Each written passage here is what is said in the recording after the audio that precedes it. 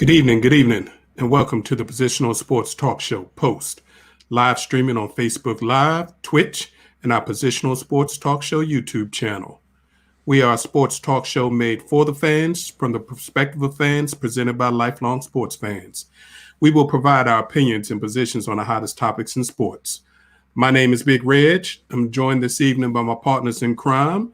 How you doing this evening, J3? What's up? We also got the professor in the building. How you doing this evening, Professor? I'm blessed, man. Praise the Lord. Shout out to everybody out there. We ready to do a wonderful show for you tonight. Let's get it. Absolutely, absolutely. And also, we'll be joined in a little while by our man, Big Ed. Ed will be popping in probably by the time we get to the NFL. So look forward to hearing Ed's voice as usual weekly. All right, fellas. We would like to make a special announcement to all of our followers out there, especially our followers on Facebook. We'd like to apologize for last week. Facebook was having some technical issues, and we heard a bunch of you try to chime in and send your normal weekly messages, and unfortunately, we were unable to get your messages. So just know that we were aware of the situation. We was just trying to keep the show moving, but we appreciate you. Right now, Facebook is working well, and if we have any more issues, we'll let you know where you can switch over to our YouTube channel, because the YouTube channel is always working. Yep, absolutely. All right, so this evening, we will discuss the NBA Conference Finals, Week 2 of the NFL season. We didn't think this would ever happen, but we really actually got to talk about real college football. Notre Dame. Our post takes, plus other topics that caught our attention during the week, and of course, our final post of the evening. So we appreciate you tuning in. So sit back, relax, enjoy Post on the Positional Sports Talk Show. All right, fellas.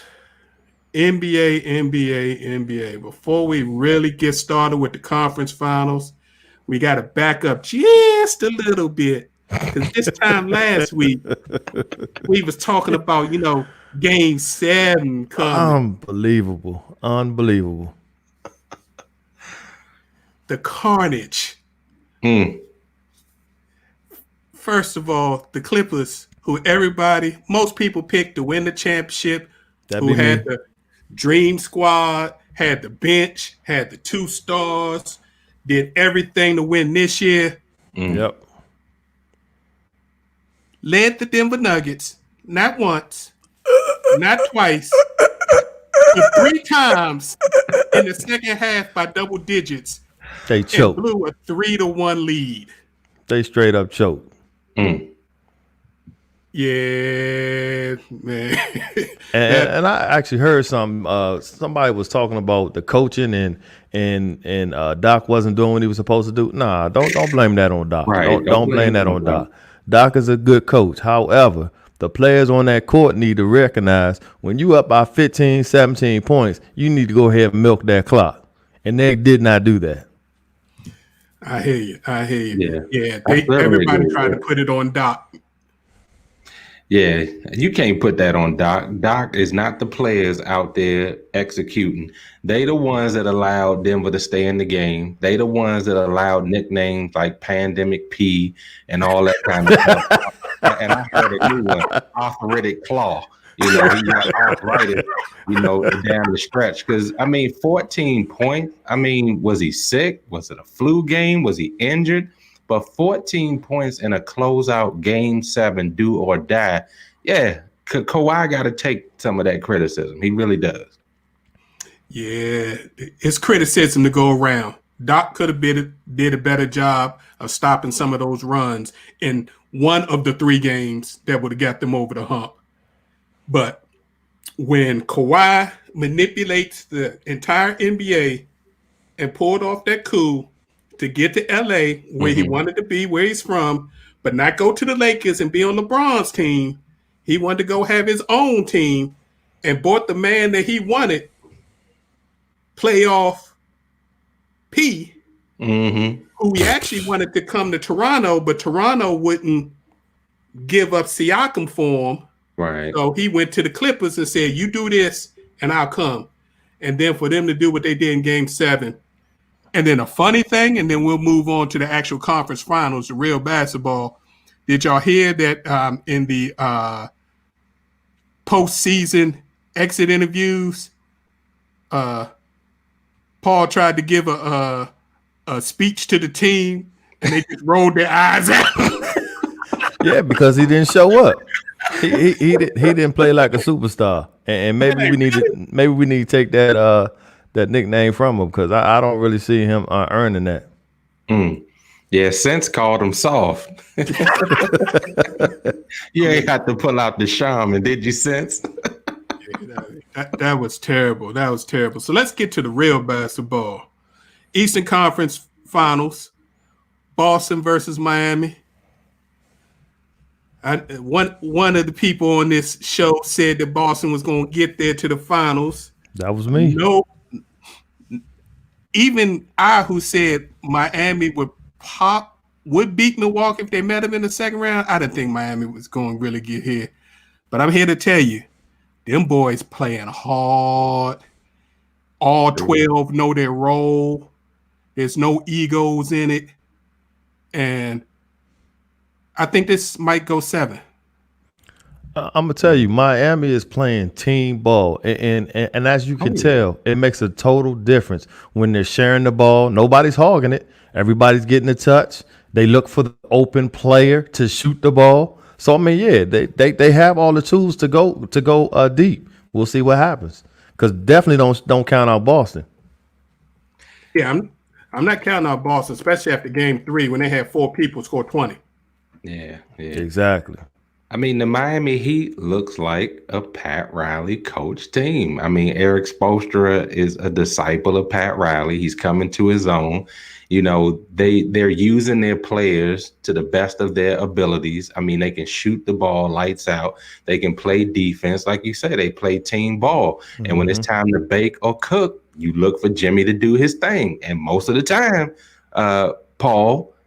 Jimmy delivers. Oh, so man. You gotta watch what's going on with the game of a man who's just determined to actually get over that hump. Giannis, you know, these are things where when you see deep playoffs in the semifinal teams, you pay attention to that eye of the tiger that players have during those games. And Miami just has it. But I'm thinking 7, and I'm thinking Boston in a buzzer beater in Game 7. Kemba Walker. Ooh. And quiet as it kept, Gordon Hayward, while he didn't score a lot, he made a difference in Game 3. Yes, impact.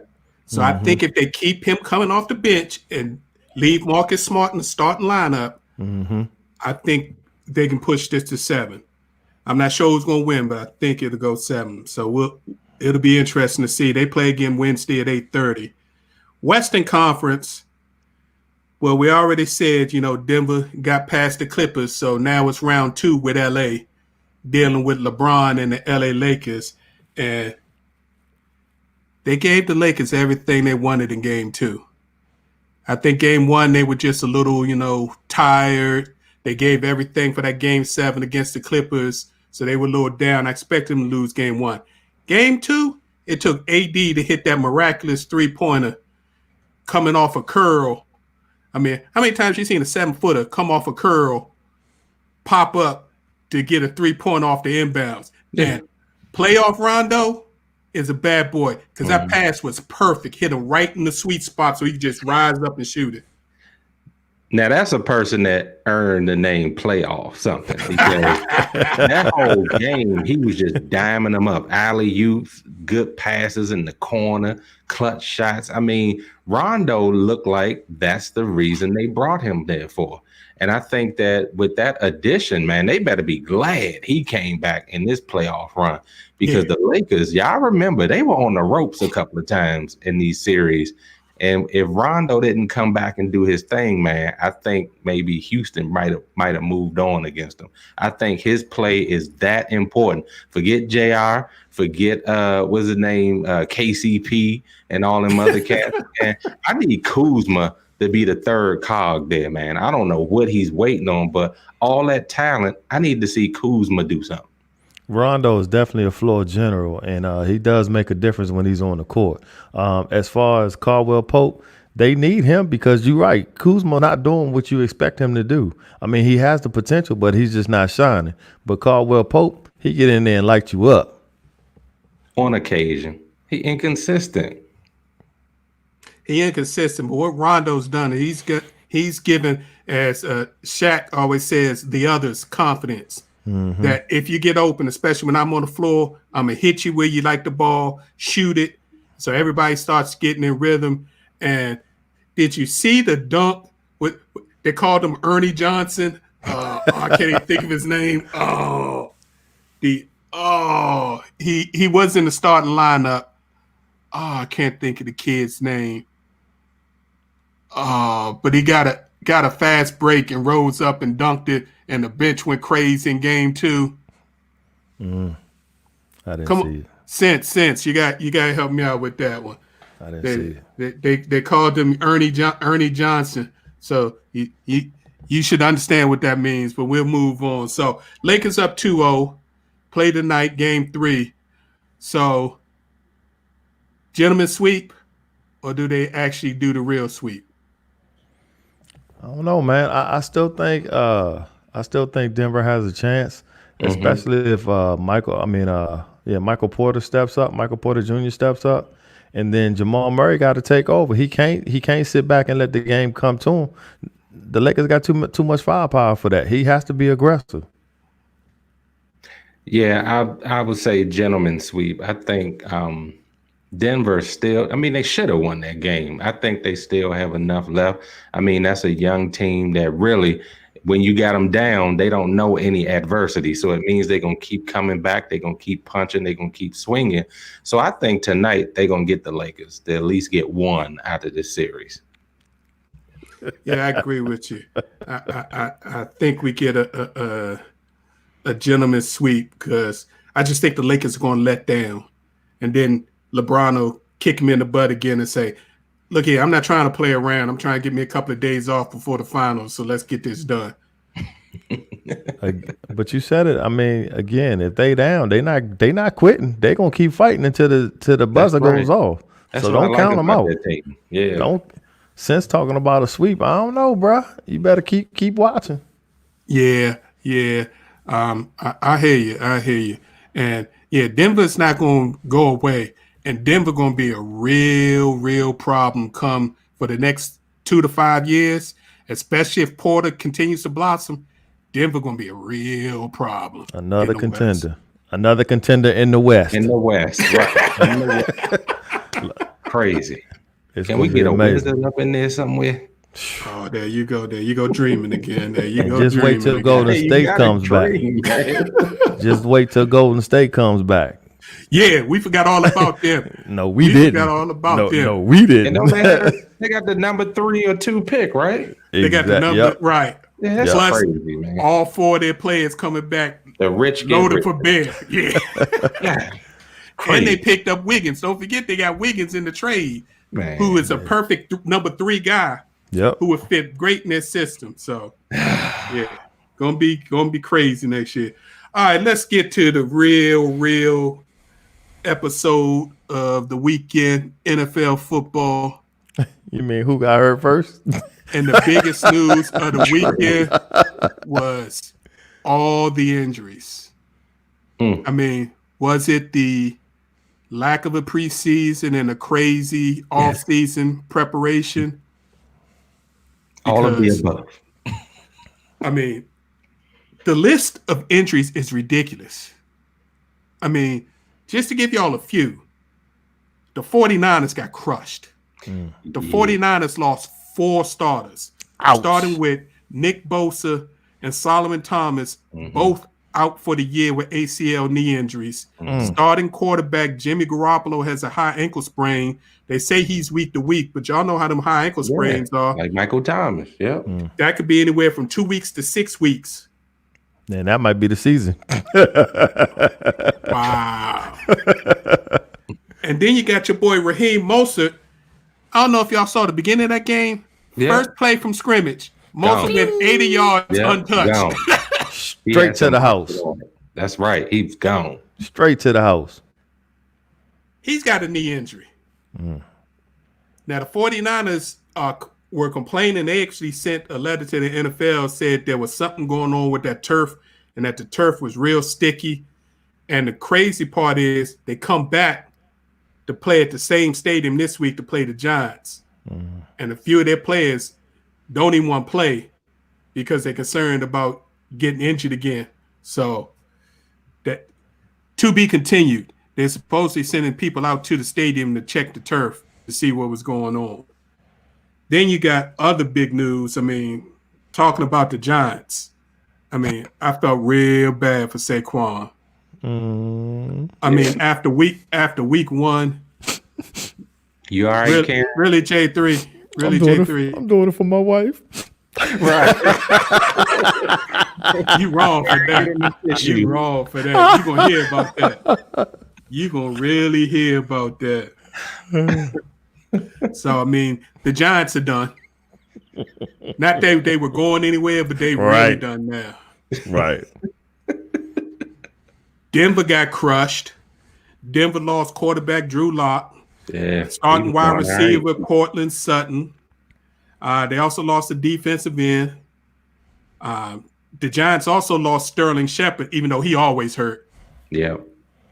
So, I mean, Panthers, Christian McCaffrey. I mean, Packers, Devontae Adams. I mean, come on, Ravens, Trayvon Young, Colts, Malik Hooker. The Washington football team, Brendan Sheriff. He been always hurt for the last 3 years. Yeah. He on IR. And he won a contract. Hey, Big Reg. Did Atlanta lose anybody, or they just lost the game? Because I mean, with the lead that they had, slow up. We gonna get there. Slow up. I'm just wondering. Early in the season. Slow up. Yeah, that's that. You wrong for that though. You wrong. Speaking about free people that want contracts, Byron Jones, who left the Cowboys, signed a big deal in Miami. He not only did he pull his groin, but he also has an Achilles injury after signing the richest cornerback deal in NFL history. So, he'd be like, "Ooh, my money. my Achilles." But I got paid. Right. Hey, He gonna be the next one on the Hulu commercial. And the little green outfit. Right. and I got 3 years guaranteed, so I see y'all next year. Looking like a little Martian. And then the Vikings, I mean, losing linebacker Anthony Barr, they were already looking bad, and we're gonna get to the Vikings too. So, I mean, what do y'all think? Again, what do y'all think about all these injuries? Because it was crazy.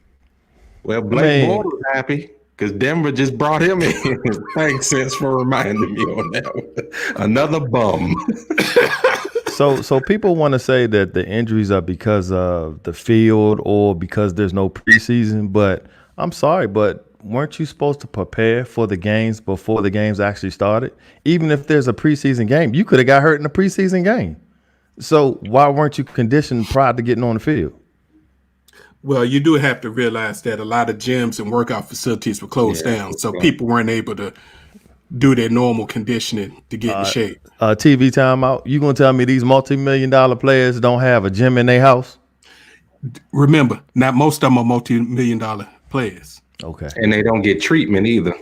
Okay. They multi-$100,000 players, yes, and most of them don't have full gyms to properly work out like an NFL athlete. And you know the deal. You can work out all you want to. Playing football and working out are two totally different things. I agree. And as soon as you go ahead. Yeah. And also, let's be real. Some of them lazy. They don't have to go to OTAs and stuff like that. Man, they not doing nothing but eating chicken wings. I'm telling you. They be faking like they be working out all year. But that ain't the case. Well. Wow. So it's going to be interesting. I think this season is going to come down to two things. I think what we've already seen in the first 2 weeks, the good teams that have established systems that were already in place, little turnover in the players and coaches, are doing well, and they look like they're ready to play. Everybody else got questions. And it's going to be the survivor year. Who can survive with the least amount of injuries Yep. to get to the end? So let's talk about some actual games. The game of the week that I was anticipating was the Sunday night game. Whew. Nice. Cam against Russ. Seahawks against Patriots. Cam. They battled. And quite honestly, if the Seahawks call a better play, I mean, not the Seahawks, if the Patriots call a better play, call a run pass option like they called in the first half. Exactly. Or even if they called that same play and Cam bounces it outside, they should win that. They win that game. So, Well, but you got to go ahead. I was gonna say, first of all, I mean, I understand Cam is 6'4", 6'5", and he can run the ball. But you're the quarterback. You see, they already in a bunch formation. Why would you try to continue to go straight up the middle? Why? If anything, why not pitch the ball out to a running back? Because you know they were thinking you were going up the middle, which you did, and you got stopped. Come on, man. You know Cam got that Superman complex. He thought my 6'5", 260 gonna get in this end zone, and that's why he turned it up and got stuffed. And he learned, didn't he? Real quick. Yeah. Let's be real. Cam is on thin glass, maybe not as much as he was when he first got there, but Cam is just coming to New England. Cam ain't changing no plays that they called in from the sideline, especially no goal line plays. He gonna run the play they called. I understand that, bro, but that's when you have a voice. I mean, especially if you're trying to be the leader of a team, you should be like, look here, this ain't gonna work. And if he got vision, he should have saw it, bounced it out. I mean, it's what a running back does. Yeah, you called that hole, but I'm bouncing it out because it wasn't there. Bunch formation. Everybody knew. I mean, I'm not a coach, but I knew he was gonna try to run up the middle. Come on, man. So you know you did the same thing. I hear you. But we got to give some real love to Seahawks because they sold out and they went low. And that cornerback that crashed in from the end and blew up the fullback and undercut Cam with the same motion, that was a hell of a play. Mm-hmm. So, I mean, that was a good game. Russell Wilson, just one quick stat for Russell Wilson for you guys. My man. Russell Wilson has 9 TDs, passing TDs, in the first 2 weeks, and only has 10 incompletions. Yep. My number one quarterback. Yeah. He coming for it. He coming. Russ is playing his butt off. But this ain't nothing new. Yeah. This ain't nothing new. Yeah, I think he's trying to make his point that he should have been considered for MVP. Well, throw the ball early. Like that. Yeah, he keep playing like that. He gonna put his stake deep in the ground. Speaking about MVPs, moving along to the Super Bowl champ Kansas City Chiefs. You wrong for that. You wrong for that, Sense. You wrong for that. I gotta tell you the story behind that. The LA Chargers gave Kansas City everything they wanted and more. It took Patrick Mahomes to put his cape on, go into the phone booth, come out, do his fourth quarter heroics, and then take him down in overtime for a field goal to win the game. But I got to give the Chargers a lot of credit for this game. Kansas City's who they are, but the Chargers, 5 minutes before the game, Tyrod Taylor tells him that he can't play because he took a shot for a rib injury to numb it up, and he had a bad reaction and couldn't breathe. So they had to go to the bullpen and tell first-round draft put Justin Herbert that you're getting your first start in the NFL. And he looked like a real NFL quarterback, fellas. So, isn't that what they paying him for? Mm-hmm. Yeah, but most rookies don't look as good as he did. The question is, now that you've started him, do you give Tyrod his spot back as the starter? No. Since you've already bought the young fella off the bench? Nope. You don't. Because he played well. And if he goes out and he doesn't play well, then of course you can put the veteran back in. But you know as well as I do, historically, once that young buck get out there and they start playing well, that starter might as well relax on that bench and be a cheerleader, because if they keep playing well, I mean, even if it's even, you got to keep the young boy in there and let him play. What do you think, J3? It's hard to say. That's how Tom Brady took the show from Bledsoe. He got hurt. Brady went in, and you never saw Bledsoe come back on the field. Right. He ended up in Dallas. That's next time you saw him on the field was in Dallas. Absolutely. Right. So, hey, I mean, if you preparing for the future and that's what you picked them up for, then there you go. Exactly. I agree with you. I told my daughter once I saw him start, I was like, I feel bad for Tyrod. Because Tyrod made pretty good money in this league. He better sit down somewhere. And he can go somewhere else Right. and be the bridge quarterback for some other new guys and stay in the league for 12, 15, 16 years. That's how and you make 30, 40, $50 million. So ain't nothing wrong. Or he could just back up the rookie. I mean, ain't nothing wrong with still being on the bench. You still getting paid. Yeah. I hear you. Moving down to the other AFC big time contender, the Baltimore Ravens.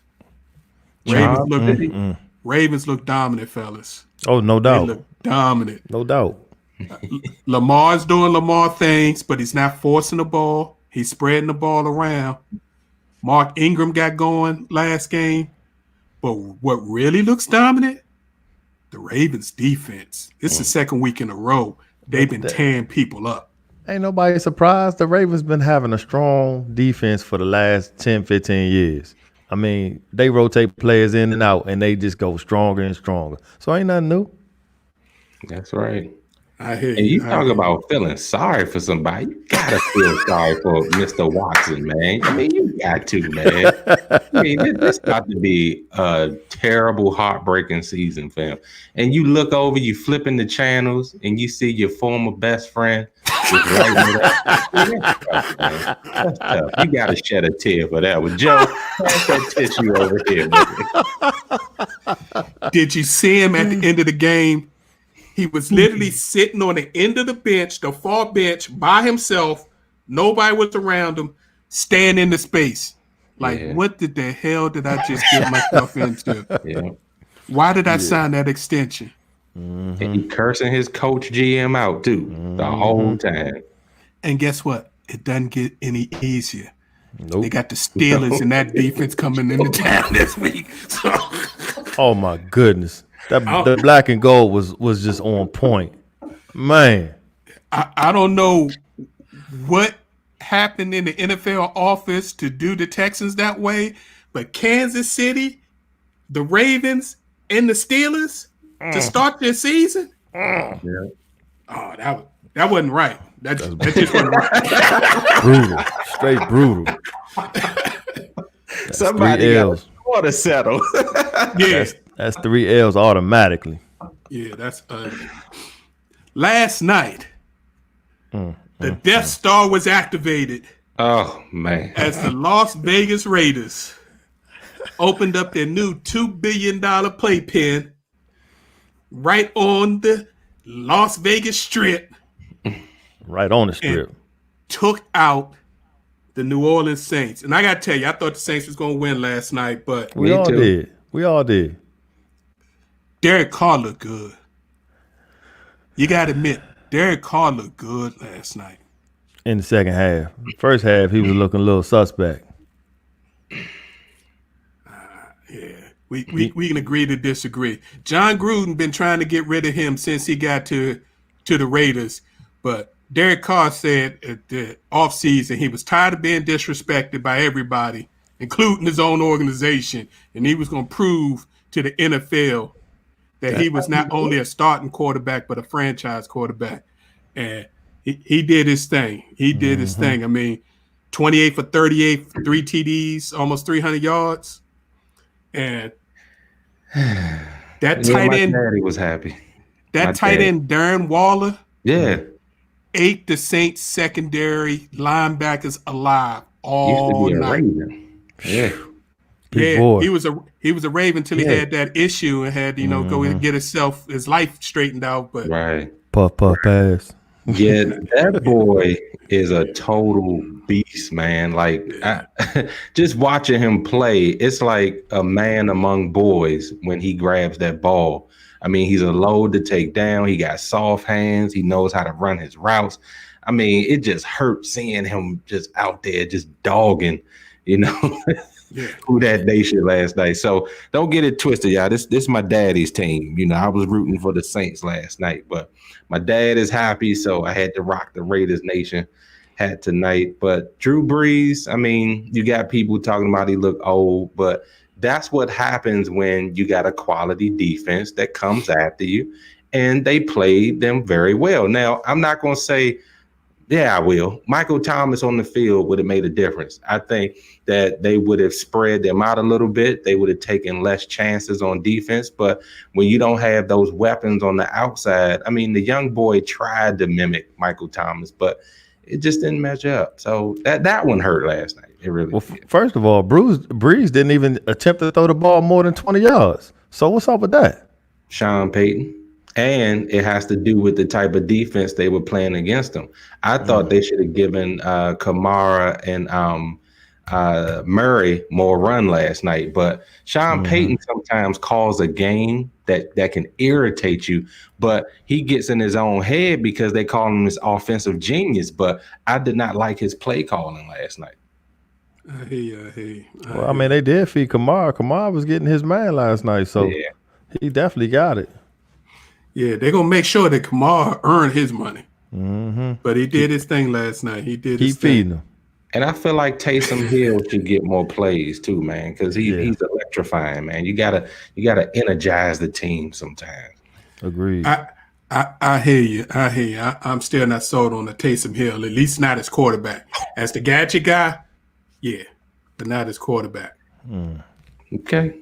The future quarterback's on the team. He just ain't got on the field yet.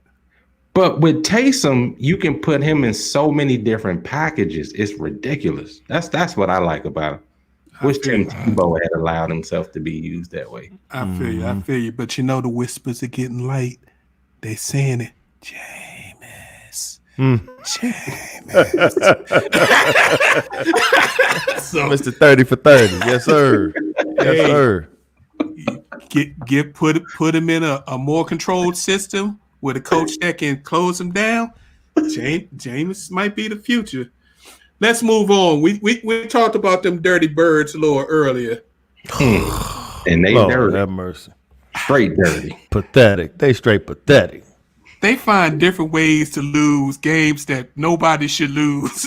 Right. With that high-powered offense, they still lose. But what's funny is, so I was talking to one of our listeners on while the game was going on, and they were up by like 15 points at halftime. And I said, Chris, don't even trip. They gonna lose the game. They gonna find a way to give this game away, and that's exactly what they did.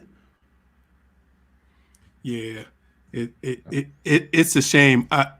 How Dan Quinn still has a job after losing the Super Bowl, not doing anything since the Super Bowl, and then losing that game where it looked like the players either didn't know the rules for onside kicks or just totally locked up and said, I've never seen a ball spin that way, so I'm not going to touch it. Whatever the reason is, all you got to do is fall on the ball, game over. That's it. Shouldn't have gotten to that, but at least fall on the ball. You had 5 Falcons around that football, and they just watched it till it got to 10 yards where the Cowboys can fall on it. Right. Wait till I tell you what Arthur Blank had to say. Woo. Yeah. Now, I will give the Cowboys a little bit of love. First and foremost, they put themselves in their own hole. Anytime you fumble the ball 4 times and lose 3 fumbles, you're supposed to lose the game. But I got to give Dak some love because Dak rallied the troops, put him on his back, and brought him back to put him in position. Just in time. I know you got something to say about the Cowboys and that Atlanta Falcons game. Here's what I got to say. First of all, hello guys. Bring it. Sorry for the delay. I was in What's class. up, Ed? If you don't know, but anyway, I'm here now. Here's what I got to say. I don't know what was said, but here's what I have to say about the Cowboys. Speak on it. The Cowboys won the game. Yep. And I don't know if you guys have already talked about this, but the defensive guru that Dan Quinn is, we have seen these collapses multiple times. He cannot get out of his way. The Cowboys cannot win that game. No way, no shape, no how. They cannot win that game. Dan Quinn and his boy up in Detroit, Patricia. I don't even know if we got to that. But these no, we're not talking about that. These defensive gurus have got to be held accountable. And that's all I have to say about them Cowboys. They won the game. Congratulations. I'm glad Dak. Congrats. I'm glad Dak brought that team back. He never quit. He's proven himself. He's earning himself a lot of money each week. Yes, sir. Somewhere. Again, as long as he don't get hurt. I don't know if we're going to talk about that. The injuries is a whole different subject. But, yeah, how about them Cowboys? When we hit the injuries, go ahead and give us your take on all the injuries. Well, and you guys know this because we've talked about this off camera. The injuries are not an accident. The injuries, I believe, is a direct result from the lack of being able to get together and go through proper training techniques. These athletes, yes, they do work out on their own a lot. In fact, if you come into camp out of shape, it's too late. But the circumstances with and the ways that these players could work out this year was severely restricted. I know we saw videos validated. Come out. I know we saw videos come out where, certain individuals had gathered groups illegally or against, local regulations and worked out. But again, Tom Brady's one of them. But again, the lack of a preseason, and I'm not saying preseason is necessary, but I think 1, maybe 2 games was probably needed. But there's no need for us as fans and as owners or coaches to collectively have to hold their breath every week, worrying about whether or not an athlete is going to be subjected to an injury because of the fact that, look, these are world-class athletes. You cannot go from 0 to 100. It's just not possible. Even in high school or Pee Wee League or whatever level you want to talk about, there was always at least a scrimmage. There was some type of game before the game. So, but now the situation again, I don't know if you talked about this, but the situation that was going on in New York and on that field, and what happened with the San Francisco team, where you had, I believe, 2 confirmed ACLs. Yep. And 2 MCL. sprained MCLs. And if anybody knows anything about of injuries or MCL sprains, a sprain is just a low-level tear. Right. And it depends. There's 3 different categories. I believe there's 3 different levels of MCL sprain. And, it basically, they were like maybe a twist or a turn away from an ACL. So that has to be addressed as far as that field. And the sad thing is San Francisco has to be on that same field this Sunday. Yeah. They already sent officials out to look at it. So moving on, since we talked about Mr. Brady, he gets his first win in Tampa Bay. But it was against the Carolina Panthers, so we're not going to spend a whole lot of time on that. That wasn't even no contest. That wasn't no real contest. Congratulations to Brady. He looked a little better. The person who really looked good in that game, Leonard Fournette, looked like he's taking over, and he should be that number 1 dog that he should have always been. That's right. With Fournette in the backfield, the Bucs going to be a problem in another month or so. As long as he stay healthy and he don't fumble the ball. But you know what? The problem I see with Tampa, though, and I'm a big Tom Brady fan, although I do believe at 43, time has passed him by. Professor Jay, you didn't think I would say that live. But I do believe time has time has passed Tom Brady by. He's still an effective quarterback. Again, I'm a Steelers fan. No bones about it. So I know what bad quarterbacking looks like. And Tom Brady hasn't necessarily reached that point yet. But getting back to the Fournette thing, I find it interesting as far as Tampa is concerned that Bruce Arians, who, by the way, if anything brings Tampa down, it's not going to be Tom Brady. It's not going to be a unmotivated or uninterested Rob Gronkowski. I think it's actually going to be Bruce Arians because when Leonard Fournette stepped foot on that in that's team headquarters, Bruce Arians came out and explicitly said, "Oh, well, Ronald Jones or RJ, as I think he wants to call him, is the lead dog." Okay, hold on. Leonard Fournette didn't come to sit on the bench. Let's be honest. He did not come to sit on the bench. Ronald Jones never was in college as good as Leonard Fournette. Wasn't as good as Leonard Fournette in high school. And he's not better than him. And he's not better than him in the NFL either. So that was a myth. But again, Arians is going to be the downfall of Tampa Bay. His ego. You heard that hit first from Post. Big head from Post. Utilize his players to be effective. All right, before we go to a rundown, we got to talk about one last game. And it's not the fact that the Rams beat the Eagles, but Carson Wentz is struggling. And I don't know if y'all saw it last week, but there were a couple of packages that got Jalen Hurts on the field last week. That's right. It's coming. It's coming. It's coming. The start. Absolutely. It's coming. Why you think they picked him up? Yeah, in the second round. Because Wentz going to get hurt. They should have never got rid of Foles.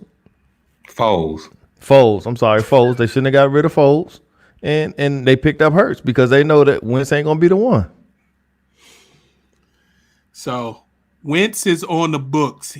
They can't really get rid of him until 2022. So what do you do with Wentz if he continues to struggle?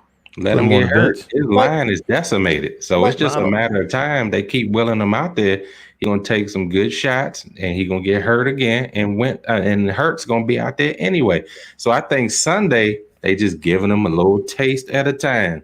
So he not just thrust in that lineup like Herbert was, this past weekend, but already got some reps under his belt. I think Hurt's going to be in there before week 6. I'll say, wow. You better hope there's a week 6. Here's the problem. Here's the problem I'm having. Here's the problem I have with organizations. And I'm not a Philadelphia fan. I'm just giving an honest opinion of what I see as far as the quarterback position in the NFL. The problem I see with the NFL and quarterbacks is no one follows the Baltimore Ravens / Kansas City Chiefs / Arizona Cardinals. Arizona Cardinals method. So what I'm saying is, and this is what hurts me about the gentleman down I-95, and over in Ashburn with the Washington football squad. You draft these quarterbacks, right? You draft these quarterbacks, you pay these quarterbacks, but you never support these quarterbacks. What I'm saying is, you hire these offensive coordinators that don't have any inclination as far as how to use these guys. You use the example of Arizona. Arizona's coach specifically knew who he needed to run that offense. Yep. Baltimore Ravens, when they drafted the MVP Lamar, they specifically had a meeting and said, we're going to build our team around him. Anything that he does well, we're going to support that. Patrick Mahomes. Anything that this man does, we're going to support that. He likes throwing deep balls. We're going to get you a McCall Hardeman. We're going to get you a Cheetah. All these organizations that are successful have a plan. And I'm not saying Arizona is successful right now, but you can look at them and say, hey, I see where you're going. Work in progress. Yeah, you take Washington.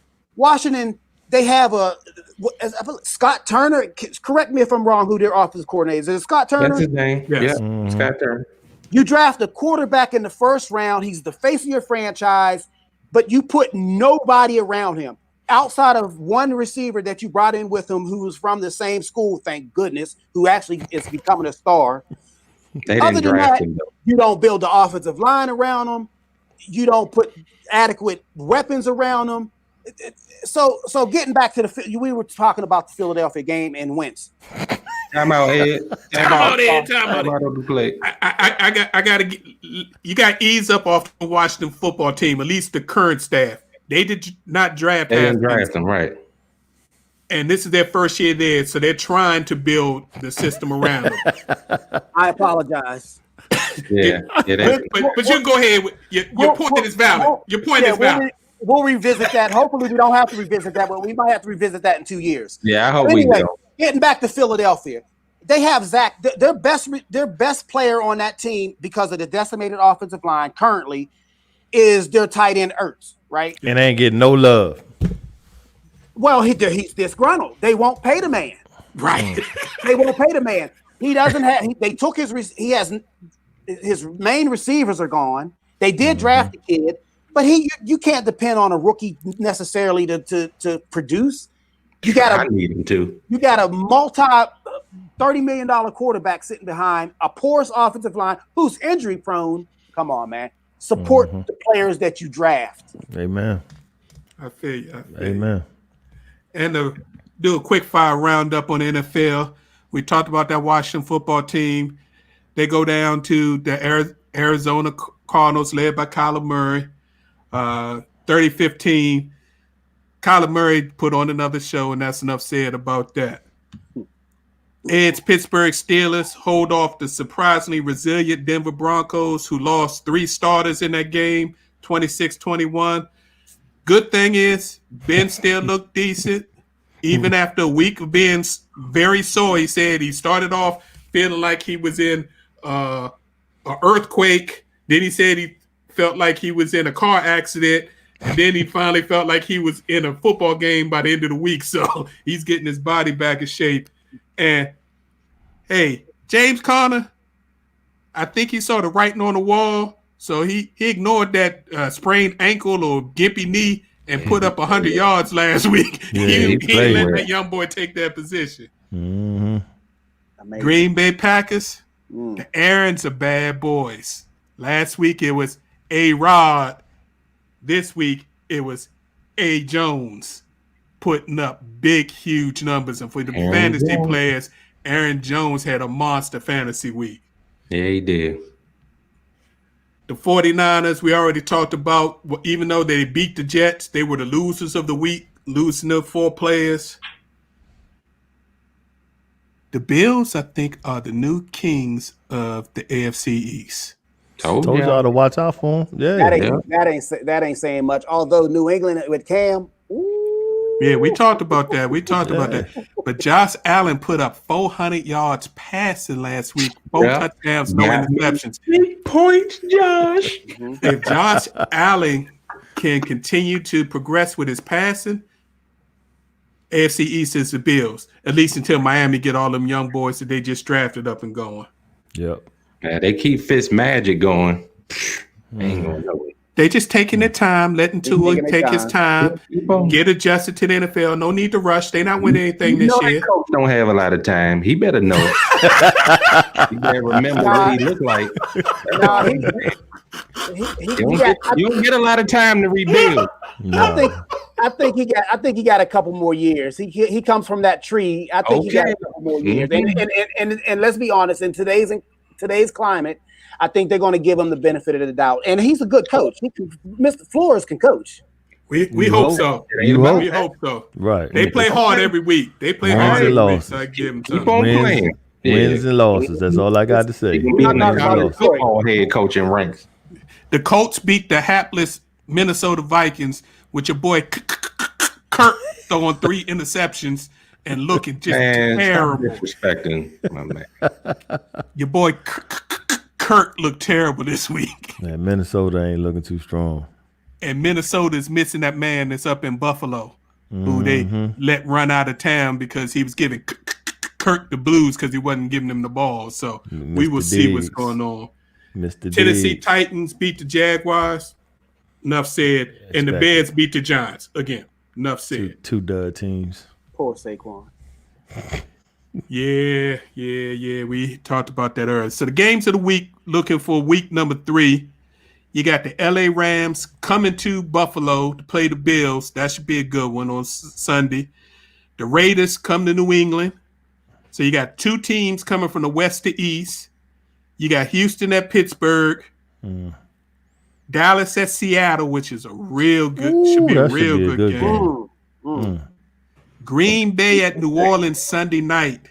And then the Monday nighter is the creme de la creme with the Kansas City Chiefs at the Baltimore Ravens. So, woo!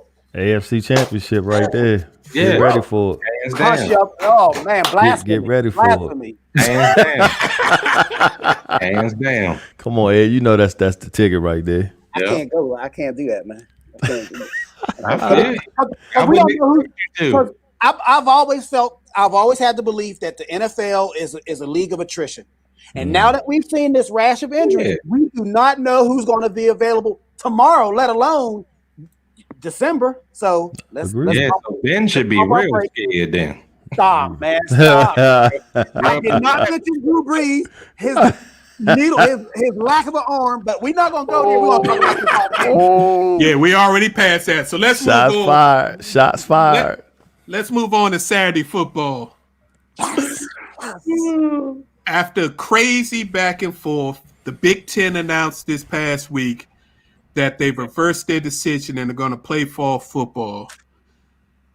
Now, their announcement for the reason why they've decided to play is because the safety protocols that put in place have advanced in the week since they decided not to play, and the fact that they have new quick same day within 10 to 15 minute testing that's readily available, that now they feel that they can adequately protect the football players to play.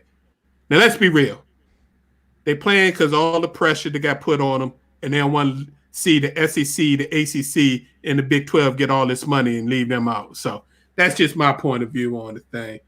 But Big Ten football will be back October 24th. Maybe. I was getting ready to say, because I saw something earlier today where I think it was Notre Dame that had quite a few players that had COVID.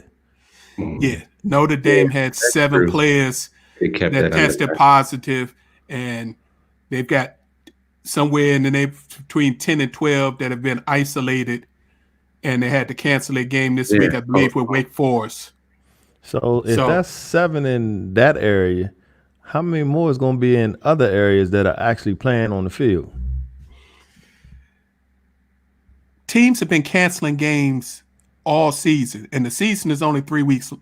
Mm-hmm. So I can't agree with you more, Big Reg.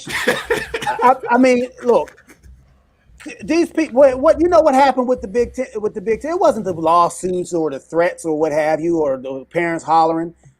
The people that benefit the most from them playing, the administrators and the people, making those big time salaries on these university campuses, they were watching college football and was like, hey, we can be out there doing this. That envy, that Greenwood envy that was seeping into their minds and their hearts.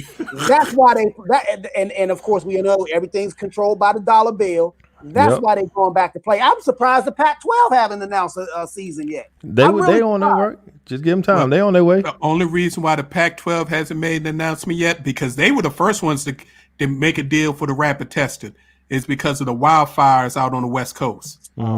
California, Washington, Arizona, because of those fires, they haven't gotten clearance for the guys to even be able to practice. So So we got the Big Ten coming back. To a lot of football fans, real football starts this Saturday with the SEC starting their 10th. I'm sorry. I'm sorry. Tell us how you really feel. I include Clemson in the SEC. Yeah. I include Clemson in the SEC since they got pretty much all SEC coaches coaching that. They do SEC recruiting, so it's an SEC mindset. They just happen to be in ACC. So real football starts this weekend. You hope. Just saying. You hope. Just saying. Well, they're going to play this Saturday. How far they play, that's a whole nother story. Okay. But we got number 2, Alabama is the favorite in the SEC West. Looks like number 4, Georgia, and number 5, Florida will battle out for the SEC East. And we'll see how far they get to, but the SEC is playing a 10-game conference-only schedule with the hopes of having the SEC championship in December and hopefully get to a bowl, to the college playoffs, which I don't think we'll ever see, but that's something else. And to talk about the ACC is a 2-team league. It's really a 1.5 team. 2-team league. It's one. Can't nobody run with Clemson in that league. You know this. Wow. Notre Dame. Anytime Notre Dame has an opportunity to be on the stage to play a big boy, well, guess they what? fold like a napkin. Just fold. And look, it can happen. Yeah. I think Notre Dame is going to be a legitimate threat if they can play football and not have to forfeit a bunch of their games because of COVID. They're scheduled to play Clemson November 7th. And no matter who wins that game, I think they'll both end up meeting in the ACC championship if we're still playing college football in December. And the Big 12 also looks like a 2-team race with maybe an outside shot of a long horse with Oklahoma, who's the perennial Big 12 favorite, probably going to have to take on Texas twice again for the Big 12 championship. But Oklahoma State may have a little bit of something to say with their crazy coach. So anybody got anything they want to add for the college football besides the fact that I'm surprised they're playing? Yeah, I'm just sad that, we are going through this thing called the COVID-19 pandemic, because in the SEC, we have 2 of the most colorful, maybe even controversial coaches in the last 10 to 20 years arriving, and Mike Leach from Washington State, and my man, good old Lane Kiffin back on the scene down at Ole Miss. So I'm sad the fact that we can't really enjoy and experience the fans in the stadium and the atmosphere of SEC football, but just having football at all, I guess, is good enough. I was getting ready to say you better appreciate it while you got it, Ed. Yeah, I'm looking at the glass half full. So, Professor, you think that Notre Dame will be able to, even with this small COVID outbreak on the campus, be able to hold it together in order to give Clemson a run in ACC and possibly win the league championship for the 1 year that they say they're going to stay in the league? Well, I mean, honestly, no, but I think they got a fighting chance as long as, Mr. Kelly does what he's supposed to do and keep that team motivated. They have some dogs on Notre Dame's team, if y'all been watching lately. And I'm telling you, if the defense can stay in the game, the offense can score enough points to beat anybody. So you asking me to go with my heart, I'm going to go with my mind. No, but I'm thinking they can do it. Notre Dame always has some dogs. The problem is when they go against the Clemsons and the Alabamas, they got 40 dogs. And that's been Notre Dame's problem. They may have 5 to 10, but they can't, by the third quarter, it's just too many. And they just end up just too much. Yeah, that's because their players got to go to class. They get education.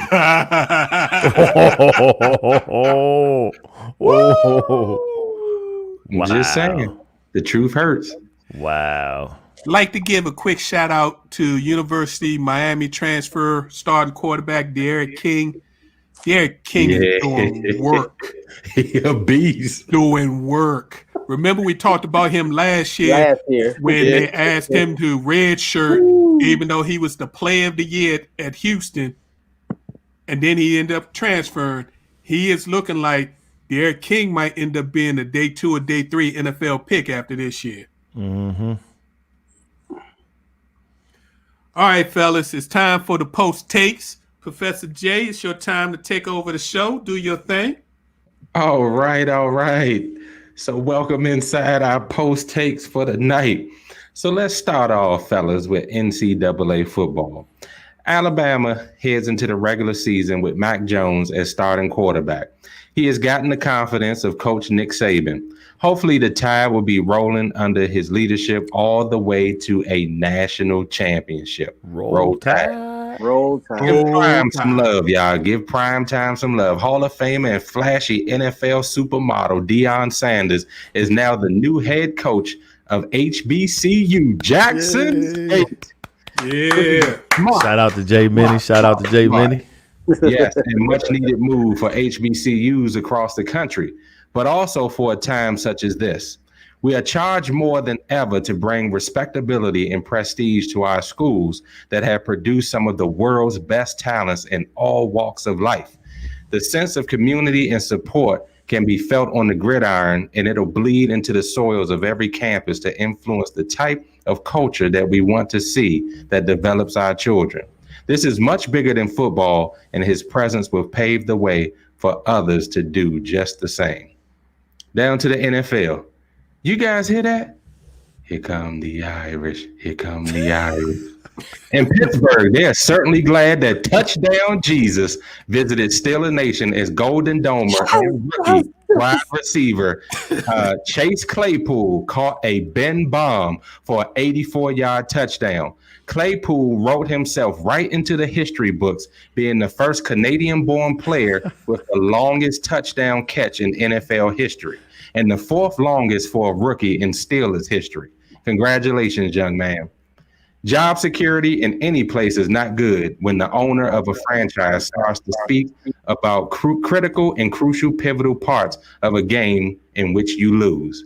Atlanta Falcons check writer Arthur Blank had a different perspective than that of one hot seat head coach, Dan Quinn. Blank made comments around coaching and players being ready, knowing, and understanding the rules and an ability to execute. These are polite but strong comments coming from a CEO that was one quarter away from hoisting his first Super Bowl a couple of years ago. Looks like the novelty of DQ has worn off. He does not make it the rest of the way, fellas. Down to the NBA and WNBA. Athletes push for change, led by Chris Paul and Taylor Rooks. This is an initiative that is being promoted by players of the WNBA and NBA to encourage voter registration. Shout out, because today is voter registration day. Voting in the election coming up and beyond is so critical. Shout out to CNN anchors Don Lemon and Anderson Cooper for showcasing their voices. Vote, vote, vote. Say it again. Vote. Whose team is LA? AD seems to be throwing his hat in the ring as king of LA. Did that raise your eyebrow or that one full eyebrow? I hope so. Does LBJ really want this, or was it just AD's time to shine in the sun?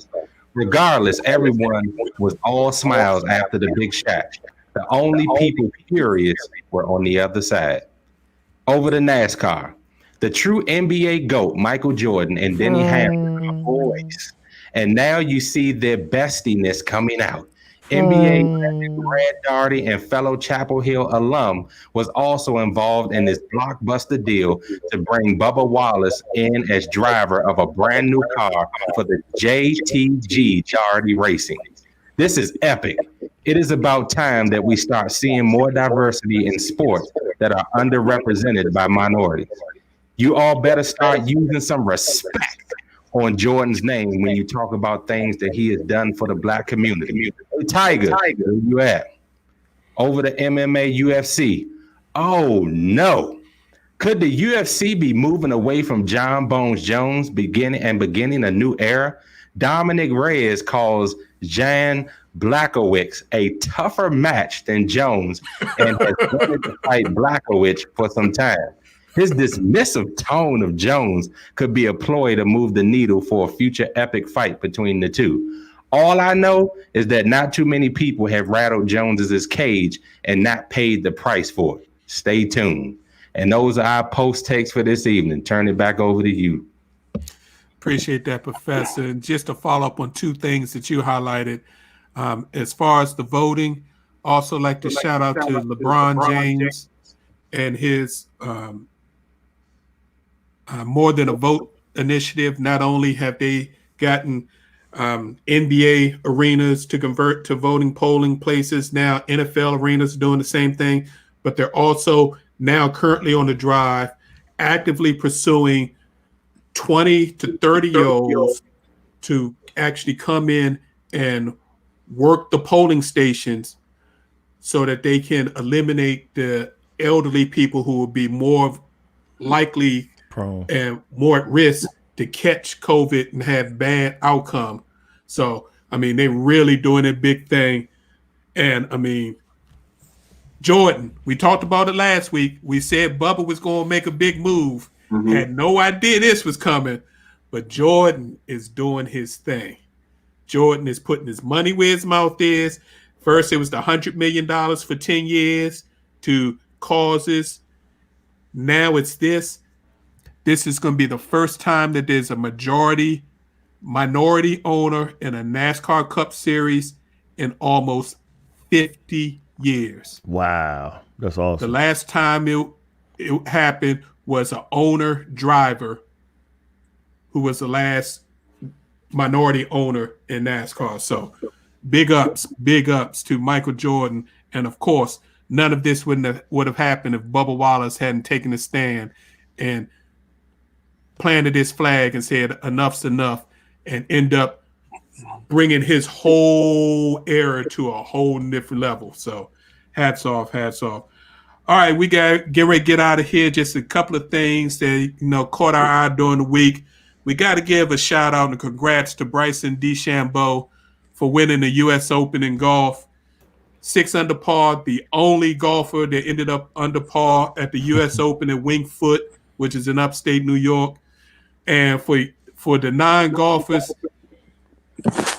Bryson put on 45 pounds of muscle during the COVID break so that he could be the longest driver in golf. And he's totally changing the way golf is playing. It's worked so far, and if he continues to work, look for them to change the rules of the game because this guy's huge. This guy's like 6'2", 230 playing golf and yoked up. Mm. So you mean he worked out on all season? Steroid. Not only did he work out, that man is drinking 15 protein muscle building shakes a day. God, that's excessive. Yeah. Trust me. Google him and look at the before and after. Shoot, he might need to come over to MMA. Right. Major League Baseball is a little over a week away from starting their playoffs. After we said they wouldn't be able to get through it, looks like they will get through the playoffs. And they announced last week that they are going to set up bubbles for the playoffs. That's good. So they've realized that we got through this season. We can't push it any further. Let's try to lock it down so we can get to a World Series. WNBA conference semifinals are going on right now as we speak. You've got the Connecticut Sun facing the Las Vegas Aces. The Sun beat Game 1 over the number 1 Vegas Aces. They're currently playing Game 2 now. And the Seattle Storm will take on the Minnesota Lynx.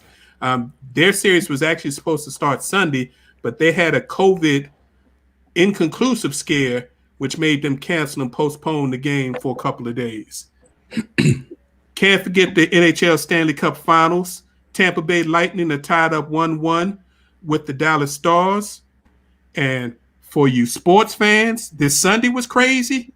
This Saturday's going to be crazy. You've got college football, like we said, kicking off strong. You've got a possible Game 5 of the Western Conference Finals if the Lakers make it a gentleman's sweep. Right. You've got UFC 253, Adesanya against Costa for the middleweight title fight, and Reyes against Blankowicz for the light heavyweight title fight for the belt that John Jones has vacated. You've got 3 separate boxing cards on 3 different networks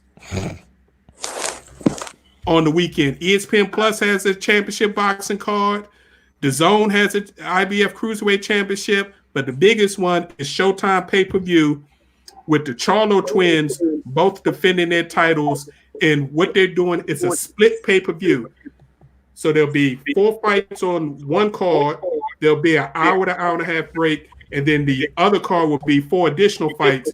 And each Charlo twin will be the headline of each one. Should be worth watching. Get your popcorn ready. Try to figure out the time to catch you a nap because it's going to be a long night. You sound like you getting ready, Big Red. I'm ready. I'm ready for this weekend. DVR going to be running. I'm going to have multiple things going.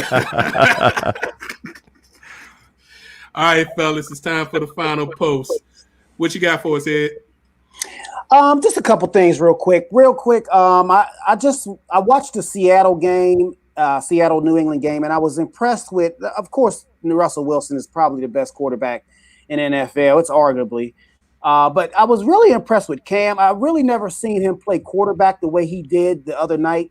And I'm glad that that he ended up in New England because I'm glad he had an opportunity to play for a real organization and a real coach. And that's no shot at Mr. Rivera down in Washington. But I mean, he is playing for perhaps the greatest coach of all time. And I'm just happy to see that the SEC is back. I don't know how long it's going to last, but I look forward to watching some games this weekend. Let me say that again. I'm looking forward to watching maybe a quarter or two of a game this weekend due to the commitments I already have. So anyway, that's it. Everybody be safe. Cool. What you got for us, Professor? Yeah, just shout out to my lovely wife, Janine. We just celebrated an anniversary on Sunday, so happy anniversary, brother. Much football and things that I normally would, so I gave up my time for my wife so we could have a lovely and wonderful day. So thank you, baby, for all your support and everything that you do in support of your king here. Amen. Thank you. Amen. We appreciate it. J3, what you got for me? So one of the games that we didn't talk about, which I think we should have, Baker Mayfield played against Cincinnati and actually did a good job. I know Cincinnati's going through a transition, and Joe Burrow's still put up numbers. However, Baker Mayfield looked pretty good. So we'll see what he can do in the next couple of games. That's what I got. Cool. I'd like to put a shout out to, first and foremost, all our fans that continue supporting us. We truly appreciate that. We know that y'all could be spending your time doing a lot of different things, especially our live crew that show up each and every week. We really appreciate you. Your comments keep us going. Absolutely. You crack us up sometimes, so excuse us if we just start laughing. Everybody can't see them, but some of these comments are crazy. But we appreciate all the love. And for all those who decide to follow us and check us out in the replay, checking out our YouTube page or Facebook page, we appreciate y'all too. Thank you for the support. Continue letting us know what you think about the show. We're always looking to improve, get bigger and better. So any comments, suggestions, please shoot us an email, shoot us a message. We gladly appreciate constructive criticism. And one last announcement just came over the wire this evening. Billy Donovan has been hired by the Chicago Bulls. So good luck, Mr. Donovan. We'll see how that leaves you. But on that note, we'd like to thank y'all all for tuning in and listening. We appreciate your time and the opportunity to share our position on sports with you. Please tune in next Tuesday, 7 p.m. We're here every week, Tuesday at 7 live for our next live show. You can also download this show and previous shows on our Facebook and YouTube pages. The YouTube page is Positional Sports Talk Show YouTube channel. Our Facebook page and Instagram is Positions on Sports. We greatly appreciate if when you turn to the pages, if you can like, and for the YouTube channel, if you subscribe, the subscriptions are free. We greatly appreciate it. It'll be a big help to us. Have a wonderful week. Have a good evening. Again, we appreciate all the support, all the love. This has been the Positional Sports Talk Show. Post. Peace. God bless you. Wear your mask. Be safe. Amen. Put on.